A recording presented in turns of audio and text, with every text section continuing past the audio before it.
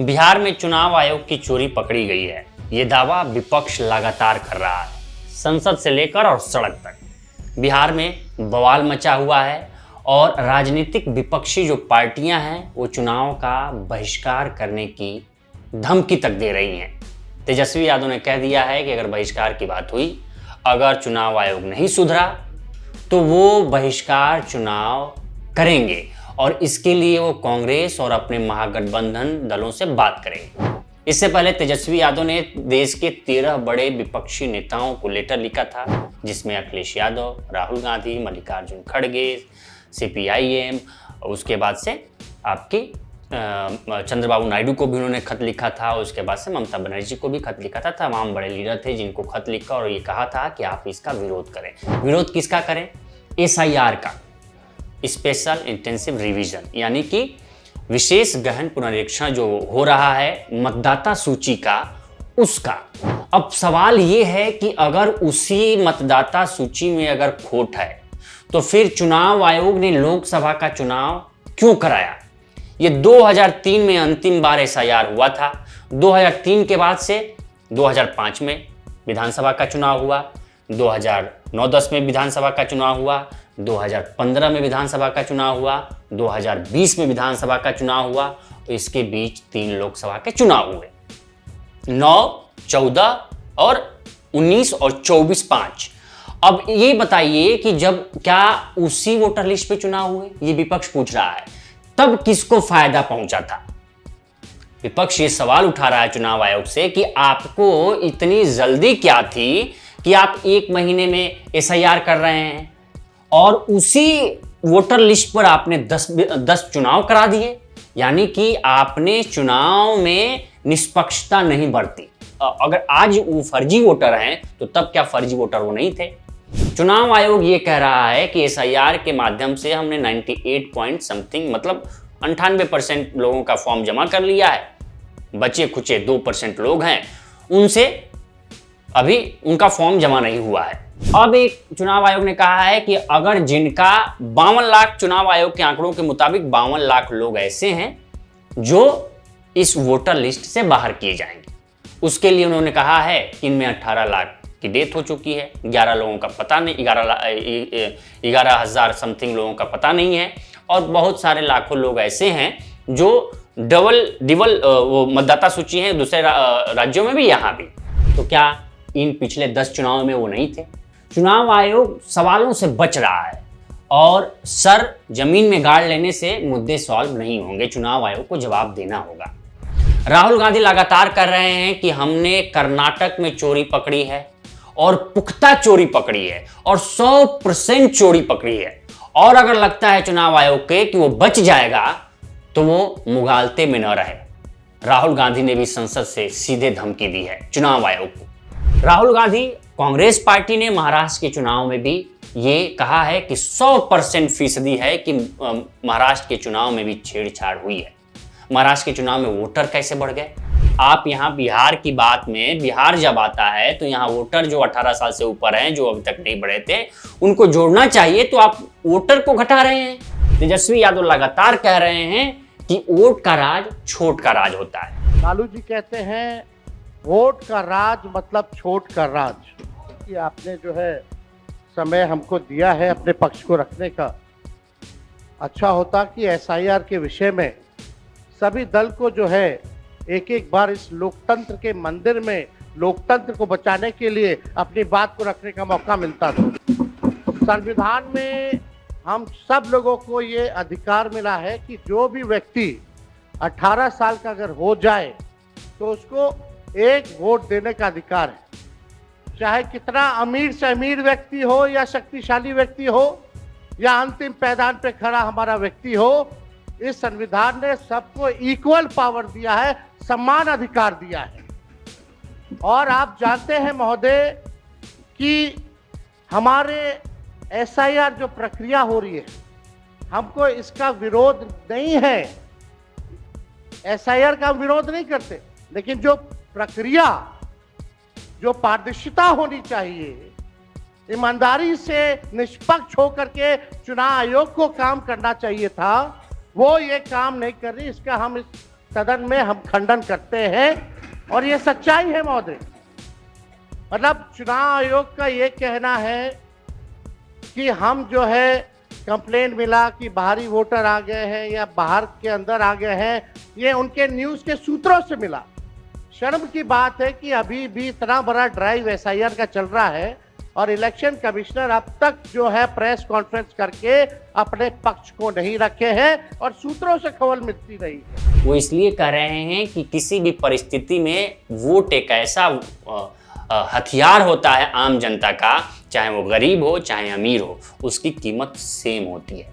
उसकी कीमत में कोई मैनिपुलेशन नहीं होता है। अगर एक वोट गरीब का है तो मुकेश अंबानी या अडानी या तमाम प्रकार के उद्योगपति का भी एक वोट उतना ही कीमत होगा जितना एक गरीब का एक वोट की कीमत है।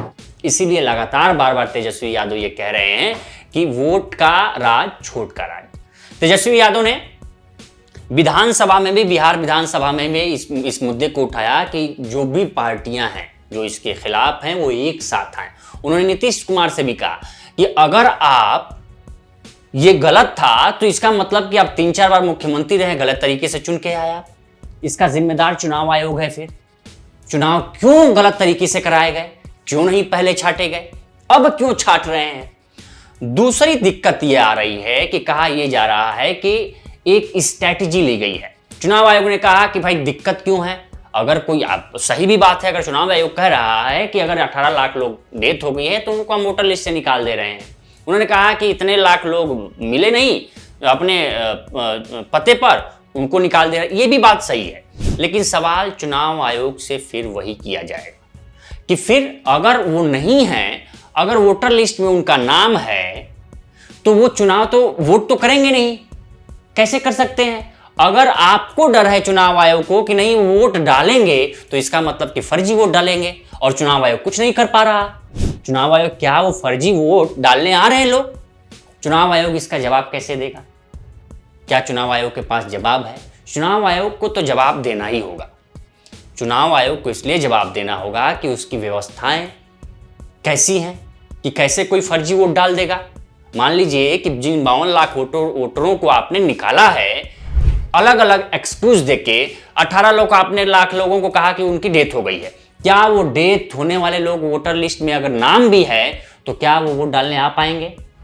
नहीं आ पाएंगे। जाहिर सी बात है, अगर उनकी जगह कोई दूसरा वोट डालता है तो ये आपकी कमी है, यानी चुनाव आयोग की कमी है कि वो अच्छे से चुनाव को संपन्न कराने में अपनी भूमिका नहीं अदा की। विपक्षी पार्टियां ये जाहिर कर रही हैं कि भाई ये उनके वोट काटे जा रहे हैं और ये कई जगहों पर देखने को भी मिला। अखिलेश यादव ने तो बकायदा 80 पेज का वोटर लिस्ट नाम सौंपा जिनमें लोग जिंदा थे, पिछले विधानसभा चुनाव में वोट दिए थे लेकिन 2022 के विधानसभा चुनाव में वोट नहीं दे पाए थे। और दूसरे क्या, मैं खुद अपने परिवार की बात बता रहा हूं, हम यूपी के बलिया जिले से बिलोंग करते हैं।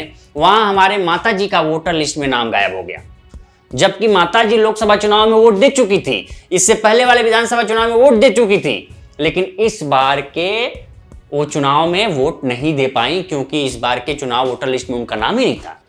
पता नहीं कैसे गायब हो गया। और गाँव में लोग ये ध्यान नहीं देते हैं क्योंकि रोजी रोटी अपना कमाना होता है। वोट का जब वक्त आता है तो वोट डाल आते हैं। उन्हें लगता है कि भाई हम देश के नागरिक हैं, पहले वोटर लिस्ट में नाम था तो अब भी होगा, लेकिन जब वो जाते हैं बूथ पर तो पता चलता है कि उनका नाम ही नहीं है। और ये लगातार विपक्षी पार्टियां ये सवाल उठाती रही। दिल्ली के चुनाव में तो अहम मुद्दा बना। दिल्ली के चुनाव में तो अरविंद केजरीवाल और उनकी पार्टी आम आदमी पार्टी ने तो साफ दस्तावेज लेके घर घूम रहे थे कि आप देखो भाई इनका वोट काटा जा रहा है, जबकि पिछले चुनाव में वोट दे चुके थे। इसलिए वोट काटा जा रहा है क्योंकि मुस्लिम वोट है और वो मुस्लिम वोट बीजेपी को ना वोट देके किसको, आम आदमी पार्टी या कांग्रेस को वोट देगा। तो इस तरीके से वोट काटे जा रहे हैं। अगर 52 लाख वोटर लिस्ट से नाम गायब हैं तो औसतन 243 विधानसभा की सीटें हैं बिहार में, औसतन 21,000 वोट प्रत्येक विधानसभा से काटे जा रहे हैं। इसका फायदा किसको होगा? क्योंकि लगातार तेजस्वी यादव, लालू प्रसाद यादव की पार्टी आरजेडी, कांग्रेस लगातार ये कहती रही है कि हमारा वोट बैंक कौन है? निचले तबके के लोग हैं, दलित हैं, महादलित हैं, SC ST हैं, ओबीसी है और इन्हीं के वोट काटे जा रहे हैं। अब इसमें फायदा किसको होगा? जिनकी कंसिस्टेंसी अच्छी है, जिनके वोट स्थायी हैं, निचले तबके के वोट नहीं, अपर कास्ट के वोट हैं, जो चालाक होते हैं, जेन्युइन रूप से, टेक्नोलॉजी रूप से वो कहीं से न कहीं से अपना नाम जुड़वा लेंगे। सवाल ये भी उठा, कई रिपोर्टें आई मीडिया में कि भाई बीएलओ अपने मुताबिक फॉर्म भर दे रहा है। पता चल रहा है कि जिसने बीएलओ को देखा भी नहीं है और जानता भी नहीं है कि बीएलओ कौन है हमारा, उसके बाद आ जाता है कि भाई आपका तो फॉर्म भर दिया गया। इस प्रकार की भी खबरें चली और लोगों पे एफआईआर भी हुए, पत्रकारों पे। तो सवाल फिर यही है कि अगर बहिष्कार की नौबत आती है तो भारतीय लोकतंत्र पर क्या असर होगा।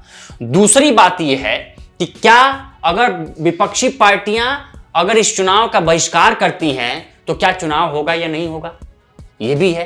तो जानकार ये कहते हैं कि अगर विपक्षी पार्टियां चुनाव का बहिष्कार भी करती हैं तो चुनाव आयोग कंडक्ट कराएगा, संपन्न कराएगा चुनाव।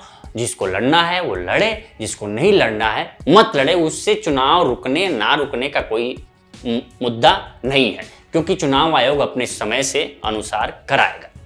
चुनाव आयोग ने एक और राहत दी है, लेकिन वो राहत कितनी राहत है विपक्षी पार्टियों के लिए, क्योंकि बार बार आप चेंज कर रहे हैं चीजों को, रूल चेंज कर रहे हैं। अगर रूल आप चेंज कर रहे हैं तो इसलिए आप पे सवाल उठता है और सवाल बनता भी है। पहली बार आपने कहा कि भाई 11 ये जो सर्टिफिकेट हैं वो देना होगा, तब आप वोटर लिस्ट में नाम होगा आपका। फिर बाद में कहें कि नहीं, आप नहीं दीजिए, बस फॉर्म भर दीजिए, हो जाएगा। अब आप कह रहे हैं कि नहीं, ये काम करिए, ये 31 जुलाई तक तो ठीक था, अब 1 अगस्त से 1 सितंबर तक आपको और 1 अगस्त से 30 सितंबर तक आपको और समय दे रहे हैं कि जिनका वोटर लिस्ट से नाम कट गया है 52 लाख लोगों का, हम 31 जुलाई 1 अगस्त को पब्लिश करेंगे। अगर आपको लगता है कि आपका वोटर लिस्ट में नाम कट गया है तो आप शामिल करने के लिए आप इन दस्तावेजों के साथ आइए और अपना शामिल करा लीजिए। लेकिन सवाल फिर वही है, जिन दस्तावेजों को लेके ये हल्ला मचा हुआ है वो दस्तावेज लोगों के पास हैं या नहीं है। अब आप कह रहे हैं कि नागरिक नहीं है, तो नागरिकता प्रमाणित करने का काम आपका नहीं है, चुनाव आयोग का नहीं है, वो गृह मंत्रालय करेगा। और ये बात सुप्रीम कोर्ट ने कही भी है, लेकिन चुनाव आयोग सुनने को तैयार नहीं है। इसीलिए विपक्षी पार्टियां लगातार आंदोलनरत है, चाहे लोकसभा में हो, चाहे बिहार की कॉन्स्टिट्यूएंसी में हो, या देश के अलग अलग राज्यों में। यहां तक कि एनडीए घटक के नेता भी इसका विरोध कर रहे हैं। जेडीयू में शामिल, यानी कि एनडीए में शामिल नेता भी, जेडीयू के एक सांसद ने विरोध किया, जेडीयू के विधायक ने विरोध किया कि नहीं, ये गलत हो रहा है। तो चुनाव आयोग को इस पर समझना चाहिए, और अगर ये बहिष्कार होता है तो भारत के लोकतंत्र पर बहुत बड़ा एक काला धब्बा होगा कि जो बिहार की सबसे बड़ी पार्टी है वही चुनाव का बहिष्कार कर रही है और वही चुनाव नहीं लड़ रही है। इस पर आपकी क्या राय है, हमें कमेंट कर सेक्शन में जरूर बताएं। बाकी देश दुनिया की तमाम खबरों के लिए बने रहें लोकमत हिंदी के साथ। नमस्कार।